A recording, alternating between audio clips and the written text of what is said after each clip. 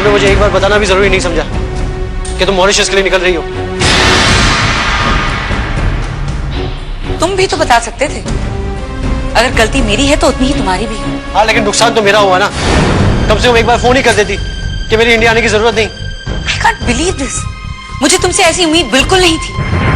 हमारे घर पे इतना कुछ हो रहा था, तुमने एक फोन कर नहीं पूछा कि मेरे घर वाले कैसे हैं? फोन किया था मैंने, बात तुमने नहीं की मुझसे, फोन काट दिया मेरा। वहां इतना बड़ा तूफान है, मेरे घर वालों का घर छिनने वाला था। कोई उम्मीद नहीं थी, बस तुम ही एक आखिरी उम्मीद, आखिरी रास्ता थे। लेकिन उस वक्त तुमने भरोसा ही नहीं दिया समीर। नंदिनी, मैंने तुम्हें भरोसा दिलाया था। मैंने कहा था कि मैं कोशिश करूंगा। अगर तुमने मुझसे ये कहा होता ना तो मैं आखिर तक हिम्मत नहीं हारती। लेकिन तुमने मुझसे जो कहा वो मुझे आज तक याद है। तुमने मुझसे कहा था कि मैं पूरी कोशिश करूंगा, लेकिन मुश्किल है। तो तुम्हें क्या लगता है कि तुम्हारे मुंह से निकलता हूं मैं सीधा इंडिया पहुंच जाता? जानती हो, यहां से इंडिया की फ्लाइट भी 7 घंटे लेट थी। 7 ही घंटा लेट थी ना, लेकिन तुम तो पूरे 72 घंटे लेट आए, तब जब हमारी जिंदगी से तूफान आकर गुजर चुका था। तो तुम भी तो मुझे फोन करके बता सकती थी। कम से कम तुम्हारे घर जाकर मैं इस तरह इंसल्टेड तो फील नहीं करता। अच्छा, यहाँ तुम्हारे घर पर आकर किसी ने मेरी आरती नहीं उतारी? तुम्हारे घर की दहलीज पर कदम रखते ही तुम्हारी माँ ने भी मेरी बहुत इंसल्ट कर दी। देखो, तुम माँ को अच्छी तरह जानती हो, उनकी बातों को तुम्हें नजरअंदाज कर देना चाहिए।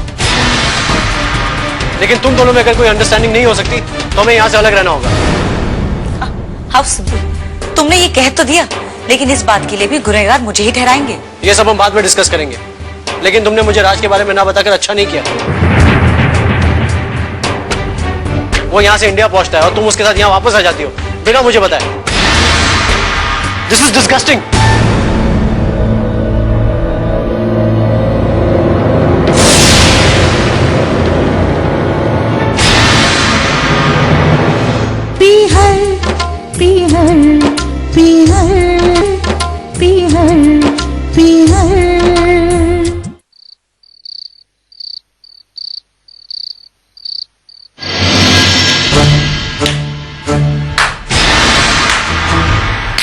वेलकम बैक भैया, वेलकम बैक।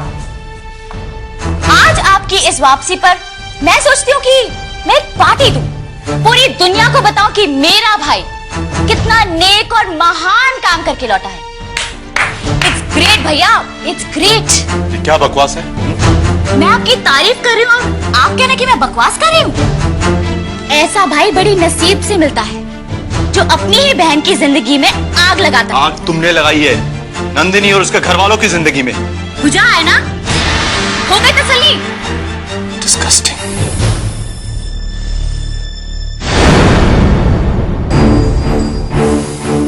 नीच और गरीबी हरकत क्यों की तुमने? कभी सोचा नहीं था जब लोगों को इस बारे में पता चलेगा कि साजिश में तुम्हारा हाथ है तो क्या होगा? होना क्या है? कोई शर्मिंदगी नहीं है तुम्हें, कोई डर नहीं। Not at all। और वैसे भी कहते हैं ना कि मोहब्बत और जंग में सब कुछ जायज है। मोहब्बत? अपनी ओछी हरकत को मोहब्बत का नाम देकर उसे सही मत ठहराओ। तुम्हें तो मोहब्बत के मायने ही नहीं पता। बात करती है मोहब्बत की। हर कोई अपने एक्सपीरियंस से सीखता है भैया। मोहब्बत के पाठ किसी स्कूल में नहीं पढ़ाए जाते। मुझे इतनी खुदगर्ज मत बनो कि किसी का दर्द तुम्हें नजर ना आए। अपनी जिद को पूरा करने के लिए एक परिवार को तुमने बेघर करना चाहा। Shame on you. घर का बेदी बनकर आपने मेरी सारी प्लानिंग चौपट कर दी। मैं तो जानती तक नहीं थी कि आप मेडिकल कॉन्फ्रेंस का बहाना बनाकर इंडिया जा रहे हो। थैंक गॉड मैं इंडिया गया। थैंक गॉड मैंने वो फोन रिसीव किया था, वरना पूरी जिंदगी अपने आप को गिल्ट फील करवाते रहता मैं। और तुम्हारी प्लानिंग कितना बड़ा गुनाह बन जाती सोच सकती हो तुम? उस नंदिनी को मॉरिशस से बाहर निकालने के लिए मैं एक गुनाह तो क्या 1000 गुनाह। एक बात कान खोल कर सुन लो, मेरे जीते जी नंदिनी पर कोई आंच नहीं आएगी। हमेशा ढाल बनकर खड़ा रहूंगा मैं। मतलब यही ना कि अपनी मोहब्बत के लिए मुझे अपने भाई के खिलाफ जाना होगा? जो करना है कर लेना, मेरे खिलाफ चली जाना, लेकिन नंदनी के खिलाफ एक कदम भी मत उठाना। I just warn you. नहीं तो भैया मुझे चैलेंज मत करना। अगर आप अपनी उस नंदिनी को बचाना चाहते हैं तो उसे प्लीज जाकर ये समझा दीजिए कि वो मेरे समीर की जिंदगी से हमेशा हमेशा के लिए दूर हो जाए, निकल जाए उसकी जिंदगी से, वरना मैं नंदिनी को खून के आंसू रुलाऊंगी।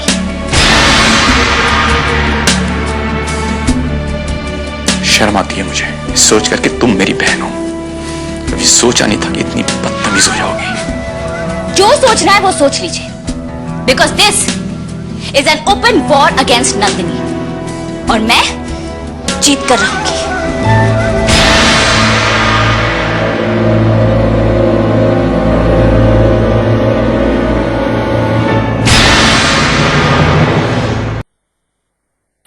सर,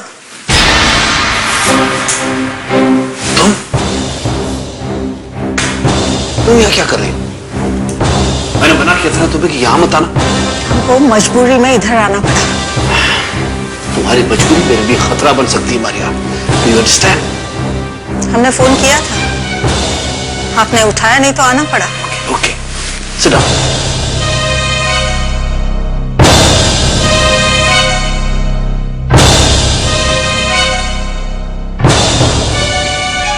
बोलो मारिया, क्या बात?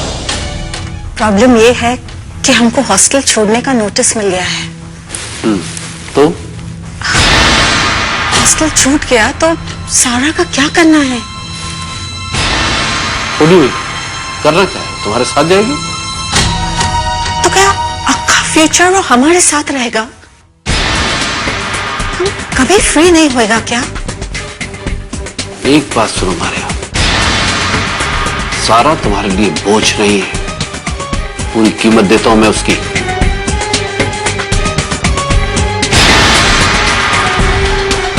अपना कीमत से ज्यादा हमको सारा का लाइफ का फिक्र है। कितनी बार बोला हम उसको शादी करो, मगर हमारा बात वो सुनता ही नहीं। तो चाहती क्या है? इसी बात का तो पता नहीं है। पता नहीं तो पता करो Maria. Just get to know. तुम शहर छोड़ के जाना चाहती हो तो वो भी करो, लेकिन साथ में सारा को भी लेके। बट रिमेंबर, उसे उसकी पास्ट का पता नहीं चलना चाहिए किसी भी सूरत में। अंडरस्टैंड? तो हम चले।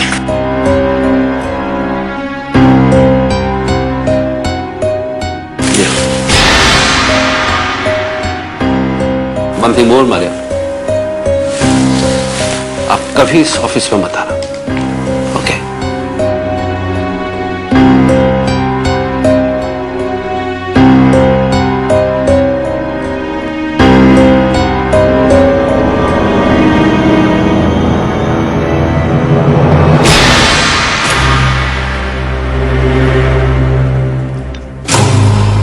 अच्छा है जो तुम अकेली रहती हो, आजाद हो, कोई टेंशन नहीं।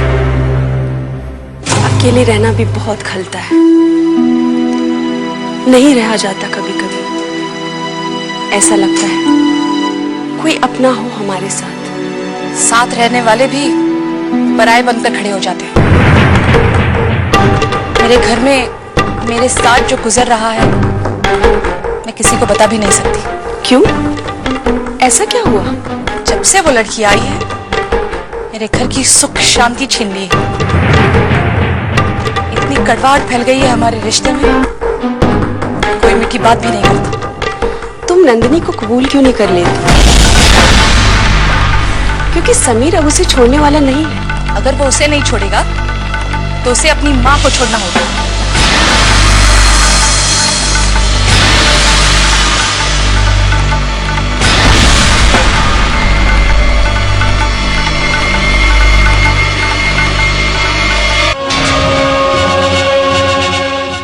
फेयर एंड लवली प्रस्तुत करते हैं पी हर।